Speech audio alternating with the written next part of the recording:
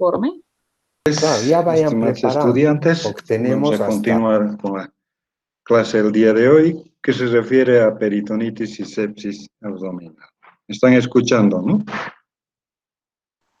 Señor, Sí, doctor, buenas tardes. Yeah, ok, Buenas gracias, tardes. buenas tardes. Sí, doctor. Bueno, ¿qué podemos hablar sobre algunas definiciones de sepsis intraabdominal? Se comprende a todos aquellos procesos inflamatorios que se extienden desde el peritoneo hasta los órganos intraabdominales, es una de ellas. Es un cuadro clínico que va desde la peritonitis hasta los abscesos intraabdominales y se observa frecuentemente cambios en la estructura del intestino que permiten el pasaje de microorganismos aerobios y anaerobios en la cavidad abdominal. La peritonitis en sí es nada más que la inflamación de la membrana peritoneal, sea la visceral o la parietal. Cuando se inflama la visceral, el dolor va a ser, como su nombre indica, de tipo visceral, o sea, un dolor mal localizado, y cuando ya entre en contacto con el peritoneo parietal, el dolor se vuelve somático y bien localizado. Eso para que tomen siempre bien en cuenta y cuando se les haga cualquier pregunta.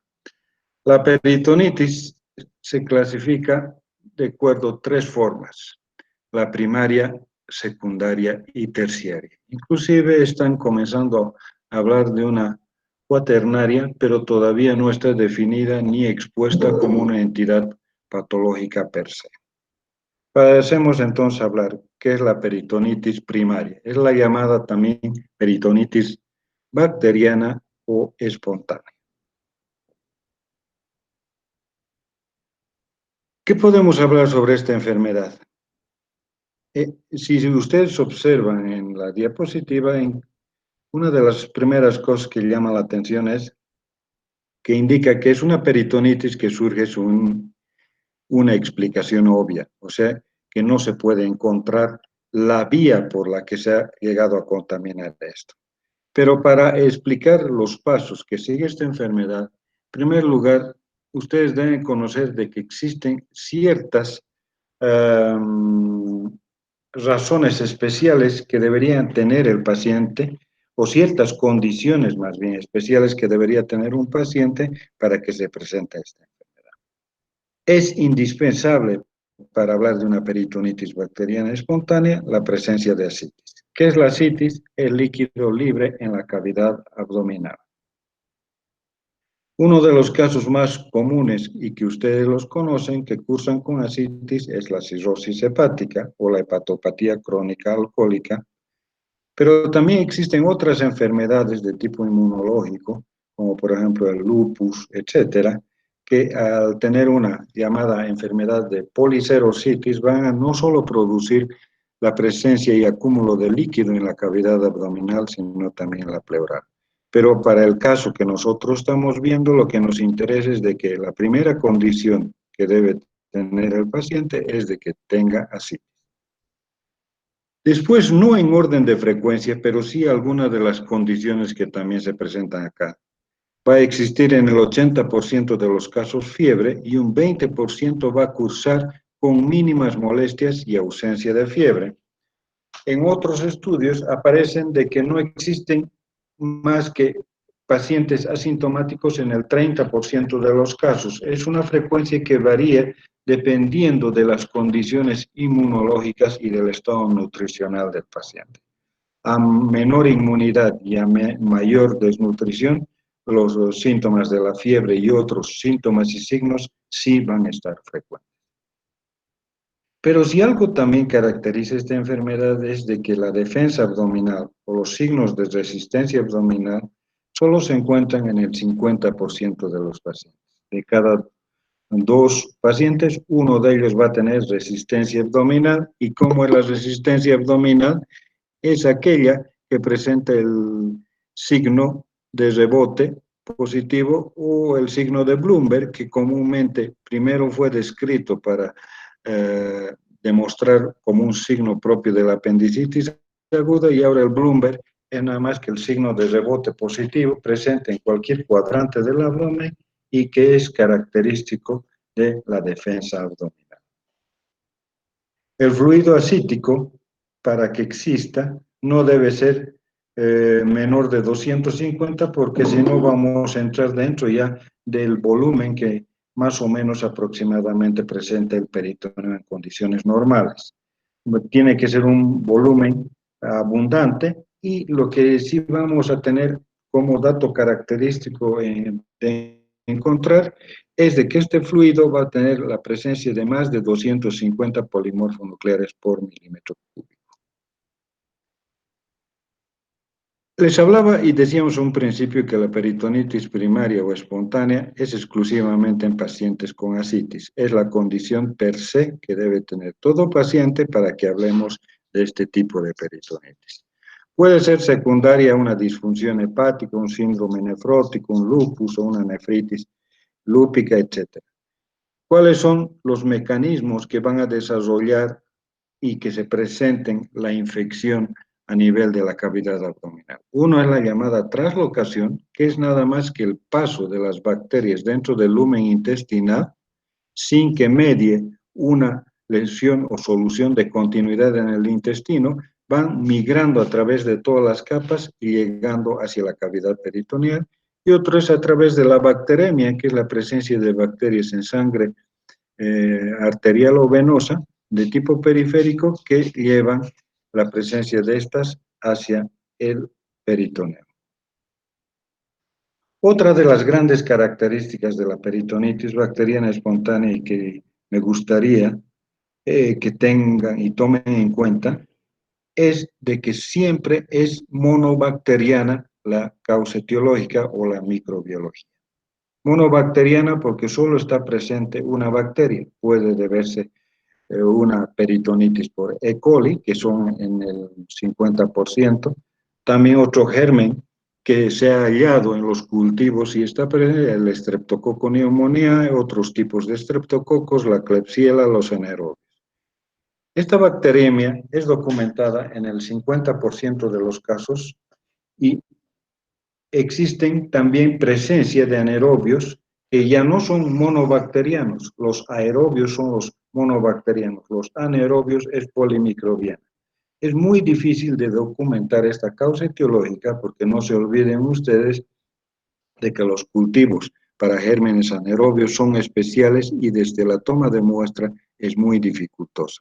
Nuestro medio, por lo menos acá en Cochabamba y que yo sepa también un poco a nivel nacional, es muy difícil obtener eso. Acuérdense, etiología monobacteriana para la peritonitis bacteriana espontánea. ¿Qué clínica encontrarán ustedes? Un dolor abdominal que va a ser muy larvado, muy difícil a veces de diagnosticar, porque va a tener ausencia o mínimo dolor a nivel del abdomen. La fiebre va a estar, ya hemos visto, presente en el 80%, va a haber un 30 o un 20% de asintomáticos y solo un 50% de signos de irritación peritoneal o de Bloomberg positivo. ¿Cómo entonces se podrá llegar a un diagnóstico y hablar de esta enfermedad? Aquí ya ingresan lo que se denomina los exámenes auxiliares y que viene a ser el laboratorio. Primera instancia se debe tener un alto índice de sospecha en todos aquellos pacientes que cursan con ascitis, sea por función renal o hepática deteriorada. Realizar una paracentesis y someter el estudio o el líquido peritoneal a un estudio citoquímico y bacteriológico. Bacteriológico para lograr identificar qué germen está presente y está infectando, y el citoquímico que frecuentemente nos va a indicar que ya no se trata de un trasudado, sino más bien de un exudado. La presencia de polimorfonucleares de mayores a 250 siempre va a sugerir una peritonitis bacteriana espontánea y se menciona en muchos de los artículos científicos de que cuando el número es mayor a los 500, ahí se debe pensar en el uso de antimicrobianos. El diagnóstico entonces, por lo tanto, va a ser de exclusión en aquellos que no tengan ascitis y de inclusión en los pacientes que cursen con esta enfermedad. Su tasa de mortalidad es alta, pero otra de las características que debe llevar para conocer y diferenciar para ustedes es de que se trata de una de las pocas, probablemente la única peritonitis que puede ser tratada médicamente y no quirúrgicamente. Les decía que el tratamiento es médico porque el uso de antibióticos de amplio espectro, como las cefalosporinas, o los carbapenémicos, son los que más se utilizan en el tratamiento de esta enfermedad. Solo la parte quirúrgica podría tener su papel de tratamiento cuando las colecciones líquidas infectadas se encapsulan y producen abscesos bien localizados. Ya sea por vía percutánea o por vía abierta o por vía laparoscópica, se podría ayudar. Pero el principal mensaje que ustedes deben conocer es de que la peritonitis bacteriana espontánea en su tratamiento es principalmente médico y no quirúrgico. La mala novedad o la mala noticia es de que al haber y va a persistir la ascitis, su recurrencia es mayor del 50%. Por lo tanto, se debe comunicar siempre al paciente y a los familiares de que el tratar esta enfermedad no necesariamente significa su curación y ausencia en el futuro, sino de que hay una probabilidad del 50% de que se presente en el lapso de algunos meses. De ahí que, ¿qué se aconseja entonces? La mejor forma de prevenir es utilizar la profilaxis antibiótica en aquellos pacientes que cursan con ascitis y que están hospitalizados y tengan un alto riesgo de presentar esta enfermedad. No se da en todos los pacientes con ascitis. La peritonitis secundaria, que ya ustedes su mismo nombre le está diciendo de qué se trata, es secundaria porque va a existir una historia de contaminación del espacio peritoneal, generalmente por gérmenes o microorganismos gastrointestinales o geniturinarios. Pero la llegada para producir esta inflamación del peritoneo siempre va a mediar entre ellos una solución, continuidad, una perforación que lleven los gérmenes del tubo digestivo del aparato genitourinario hacia el peritoneo. A diferencia del anterior, que era solo por traslocación o bacteremia, aquí sí debe haber una lesión perforativa en cualquiera de los segmentos. Como toda peritonitis que ustedes ya las han debido ver en alguna ocasión, y los síntomas van a ser muy severos y van a estar presentes en casi todos los pacientes. Por lo tanto, encontraremos un dolor abdominal, náuseas, vómitos como signos inespecíficos, la fiebre que va a estar presente en todos ellos y la flexión de rodillas sobre la cadera es nada más que una medida de relajación del músculo psoas para evitar, cuando el peritoneo esté inflamado, mayor dolor en el paciente. Es por eso de que el abdomen del sujeto que cursa con una peritonitis es un abdomen en tabla, cuando ya está severamente evolucionado, es un abdomen rígido que no quiere realizar ningún tipo de movimiento el paciente porque le produce dolor y va a estar en una posición flexionada para disminuir la intensidad de esa molestia.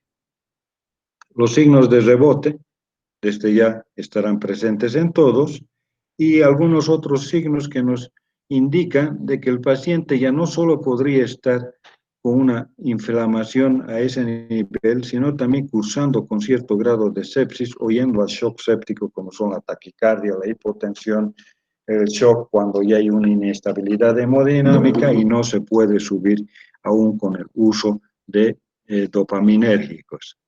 Los exámenes de laboratorio obviamente nos indicarán de que existe una leucocitosis, pero lo que siempre he indicado a mis estudiantes en las ocasiones que hemos pasado prácticas es de que la leucocitosis, que es nada más la elevación de los glóbulos blancos por encima de los 11.000, no es una indicación per se de una infección.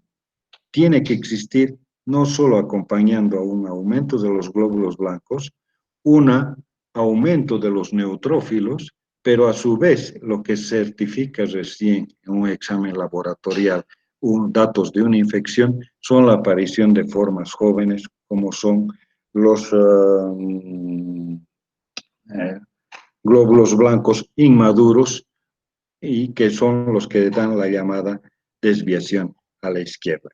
O sea, en otros términos, son la presencia de callados los que nos van a determinar y certificar laboratorialmente de que existe una infección. Su causa epidemiológica va a ser distinta porque aquí necesariamente al haber contaminación por gérmenes del tubo intestinal o genitourinario, se presenta y se observa en los cuadros más comunes de abdomen agudo de tipo inflamatorio, como es una apendicitis, una diverticulitis, colecistitis, una úlcera péptica perforada, dehiscencia de anastomos postquirúrgicas, etc. Toda fuga de contenido hacia la cavidad abdominal con la presencia de gérmenes determina la aparición y presencia de una peritonitis secundaria. Los abscesos son el punto inicial de una infección cuando está bien localizada.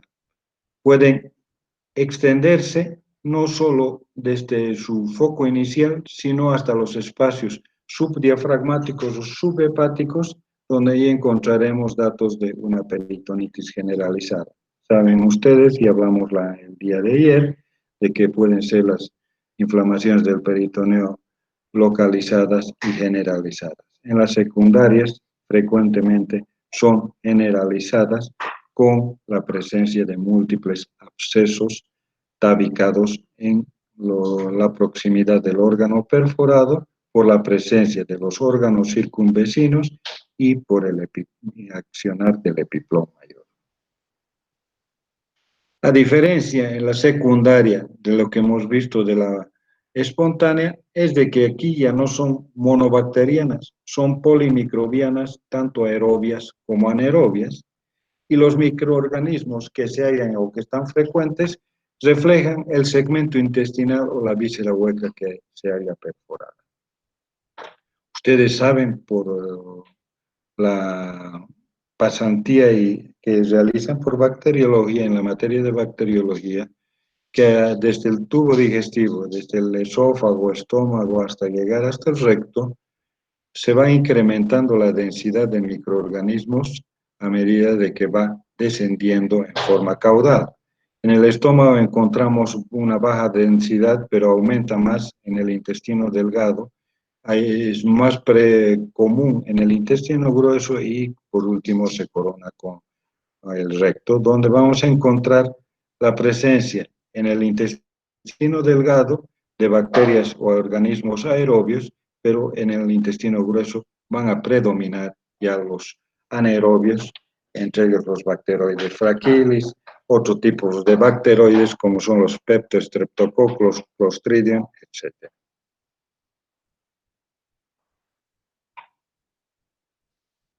Esta peritonitis secundaria, que es nuevamente una contaminación y inflamación, se ha visto también que en los estudios que la E. coli es responsable por la sepsis y por una mortalidad temprana, pero a su vez no es solo la presencia del E. coli la que va a determinar la mortalidad. La acción simultánea de los anaerobios y de los bacteroides tiene un efecto sinérgico y que van a producir, uno, la aparición de múltiples abscesos y dos, van a determinar de que la infección se extienda y se presente con mayor gravedad. Todo esto mediadas por la cadena y cascada de citoquinas que se desarrolla en las inflamaciones severas. Me están entendiendo y escuchando, ¿no? Estimados estudiantes, ¿están comprendiendo? Si tienen alguna dificultad, me interrumpen. ¿Entendido? ¿Están escuchando? Sí, doctor. Sí, doctor. Sí, doctor. Hablamos también de las manifestaciones clínicas, nuevamente, de que encontramos todo. En las difusas pueden cursar con un shock, los abscesos, cuando se localizan, las alteraciones vitales, como indica la diapositiva, pueden ser mínimas y el dolor no va a ser muy bien localizado porque no logran inflamar el peritoneo parietal. En estos casos, los estudios de imagen son los que van a permitir llegar a una apreciación diagnóstica y que no solo van a ser diagnósticos, sino también terapéuticos. Hoy en día, lo que ha cambiado mucho en el aspecto quirúrgico y tratamiento de las enfermedades, se ha visto de que los tratamientos percutáneos o con guía bajo imágenes tomográficas o de resonancia logran a veces mejores resultados que el accionar quirúrgico, sea por vía abierta o laparoscópica. Entonces, ¿a dónde quiero llegar? Es de que hoy las enfermedades no solo se radican en tener un buen diagnóstico clínico, sino que ustedes se deben apoyar siempre con los exámenes de laboratorio y con las imágenes radiológicas. ¿Para qué les servirá? Porque con esto del COVID ya han debido ustedes escuchar de que los pacientes cursan con muy pocos síntomas, se les están dando de alta y por si acaso a alguien se les ocurre, aunque ya se ha convertido hoy día en una norma, hacen un estudio tomográfico y se ven grandes alteraciones radiológicas con mínimas manifestaciones clínicas. Lo mismo puede ocurrir en las peritonitis. O sea, dar de alta a un paciente que ya está asintomático con signos vitales estables y tenerlo después en el lapso de unas pocas semanas nuevamente retornando y en un peor estado séptico porque se han formado abscesos residuales en los espacios subfrénicos y subhepáticos. Entonces, la consigna que quiero dejarles grabadas a ustedes jóvenes, no puede haber un alta de un paciente que estén en concordancia tres tipos de formas de diagnóstico. Un diagnóstico clínico adecuado, donde se vea que hay ausencia de la enfermedad, un diagnóstico laboratorial que apoye de que no existen signos de infección y un diagnóstico radiológico donde indique que no existen colecciones residuales. Si tratan con esas tres formas al dar de alta a sus pacientes, van a ver de que van a tener los mejores resultados. ¿Qué encontrarán ustedes en los estudios de laboratorio? E imagenología, está mal el título ahí, por favor.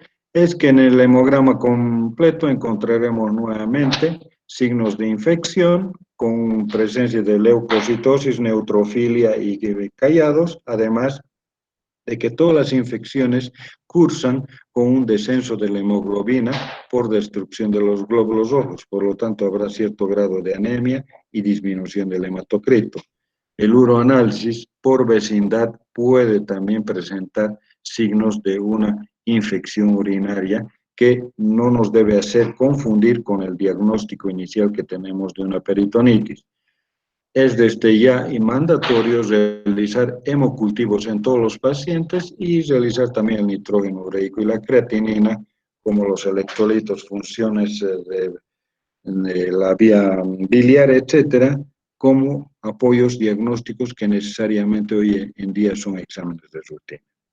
Las radiografías de pie o en decúbito lateral nos mostrarán lo único cuando sospechamos de que existe una perforación de una víscera hueca, es la presencia de aire libre subdiafragmático. Las de decúbito lateral son las que detectan mejor las mínimas colecciones de aire que podrían existir en relación con las radiografías de pie, que debe haber una mayor cuantía de aire para recién que el estudio sea positivo. La ultrasonografía, que es otro de los datos que ha cambiado desde hace mucho tiempo, y en las clases a ustedes, no sé si les han comentado, pero desde hace mucho tiempo solo se utilizaba para detectar la presencia de líquido libre en la cavidad abdominal. Hoy en día la ultrasonografía también se utiliza para detectar la presencia de aire dentro de la cavidad abdominal. Y un buen médico que ha sido entrenado en ultrasonografía puede detectar la presencia de aire y ser un estudio más rápido, más económico que una placa radiográfica y por ende ser de una sensibilidad mayor. Las tomografías también son los estudios que nos podrían ayudar y que no solo servirán para el diagnóstico, sino también para el drenaje, tanto la ecografía como la tomografía y aún más todavía la resonancia. Siempre es aconsejable de que ustedes, aquí hay una lista de enfermedades de que nos pueden simular un abdomen agudo, eso veremos el día de mañana como causas etiológicas de las enfermedades, causas abdominales y extraabdominales. Pero algo que ustedes deben tener en cuenta y siempre tomar, estar presente en su cabeza y en su profesionalidad, es de que no puede existir un diagnóstico sin antes haber elaborado una adecuada historia clínica. ¿Y a qué me refiero historia clínica adecuada? Es de que debe seguir rigurosamente el método semiológico del examen físico, desde la cabeza hasta los pies. Y el encontrar una neumonía puede ser la causa de manifestaciones de dolor abdominal y por lo tanto usted estar teniendo un falso diagnóstico de peritonitis secundaria cuando el problema es extraabdominal y no requiere ninguna intervención quirúrgica. Entonces, es fundamental, y más en estos tiempos donde la población no solo se ha documentado hoy en día de cómo se tratan las enfermedades, sino que están tan susceptibles con el sector médico, que todo es negligencia, ustedes deben en primera instancia documentarse bien a través de la historia clínica. El tener un diagnóstico de certeza ya les ayuda a ustedes a que su tratamiento va a ser el más adecuado. Lo contrario es de que nada les sirve que sepan todos los mejores tratamientos del mundo si no saben diagnosticar. ¿Me han entendido? Pronóstico de la peritonitis secundaria siempre va a depender de múltiples variables. La edad, las comorbilidades, que se las entiende como aquellas enfermedades consuntivas, ejemplo, diabetes, inmunológicas, etcétera. Duración de la contaminación es fundamental. A mayores horas de evolución, mayor consolidación del proceso infeccioso y por lo tanto un pronóstico más sombrío que va a tener el paciente. Diagnosticar y elaborar de qué tipo de gérmenes podrían estar actuando. No se tiene los gérmenes a priori, siempre los tratamientos que se dan utilizando los antibióticos son empíricos, suponiendo cuáles son, y se debería utilizar los de amplio espectro, y después está indicada la intervención quirúrgica. Aquí ya en la secundaria es fundamental la intervención quirúrgica. Pero esto un poco está quedando también, no relegada, pero como una opción no de emergencia, sino a través del drenaje percutáneo. Se puede drenar primero los abscesos que se logran encontrar percutáneamente, mejorar el nivel estado metabólico y fisiológico del paciente y recién intervenirlo quirúrgicamente. Y por último, la peritonitis terciaria. Esta peritonitis terciaria se la denomina así porque es una peritonitis que siempre se presenta en la hospitalización de los pacientes y ocurre después del tratamiento de una peritonitis secundaria. ¿Cuál es la diferencia entre la secundaria y la terciaria? Que en esta hay la presencia de gérmenes causales muy raros o muy pocamente son tan patógenos que logren llevar a una peritonitis, como por ejemplo la Candida albicans, el Staphylococcus epidermidis, la Pseudomonas aeruginosa, que están presentes en los ambientes hospitalarios y que si el paciente no tiene una baja inmunidad, sería excepcional encontrar una peritonitis en estos, pero cuando se tienen aquellos que están hospitalizados más tiempo, puede presentarse esta peritonitis. ¿Cuál es la fuente? A través de los catéteres. Si hay algo que el cirujano aprende desde un principio a cuidar en el paciente posoperado, es y si ha dejado drenajes, ver que estos drenajes o catéteres se encuentran limpios, no obstruidos, y que cumplan la función para la que han sido colocados y no sirvan más bien de un sitio de contaminación o infección. También se ha encontrado en siembra del peritoneo procedente de aquellos que han sufrido una diálisis peritoneal o también por causa de bacteremia. Otros agentes que se documentan en la bibliografía, el estafilococo coagulosa negativo, el aureus, las enterobacterias, el mycobacterium, etc. Los abscesos intraperitoneales. A través del catéter, bueno, previamente, antes de pasarnos a esto de los abscesos y hablar sobre la peritonitis terciaria, el tratamiento no solo es fundamental en cuanto a la utilización de antibióticos de amplio espectro y el drenaje o el lavado quirúrgico que se podría realizar en ellos, sino también mejorar su estado nutricional, que es fundamental. Estamos viendo que existen gérmenes que son oportunistas cuando la inmunidad baja y si no se mejora eso en los pacientes llegan a ser causas de defunción. En los abscesos intraperitoneales que pueden también deberse a contaminación o infección del sitio, los gérmenes envueltos van a ser los mismos y por lo tanto van a tener casi el mismo tratamiento que los otros tipos de peritonitis. Por lo tanto, tener y conocer bien eso, queridos estudiantes. Por último, ustedes ven que el tratamiento son con antibióticos de muy amplio espectro y que viene a ser la segunda vía después de los comunes como son las cefalosporinas, las quinolonas, etcétera, el uso de los carbapenémicos como el imipenem, el meropenem, y dejar al final el colistin, que viene a ser la única molécula antibiótica que en este momento es el único antibiótico en el arsenal terapéutico que tienen los médicos. Ya tenemos documentados, por lo menos en el Hospital Viedma, pacientes que son resistentes al colistin. Y después del colistin, y al existir múltiples resistencias a los otros, no hay otro tratamiento. Y los pacientes llegan a fallecer con infecciones. Entonces, fíjense que el colistin debería ser el arma de última utilización para todos los médicos en el tratamiento de este tipo de enfermedades. Eso sería todo, jóvenes. Si tienen alguna pregunta, por favor, estoy sujeto a escuchar. ¿Tienen alguna consulta, jóvenes?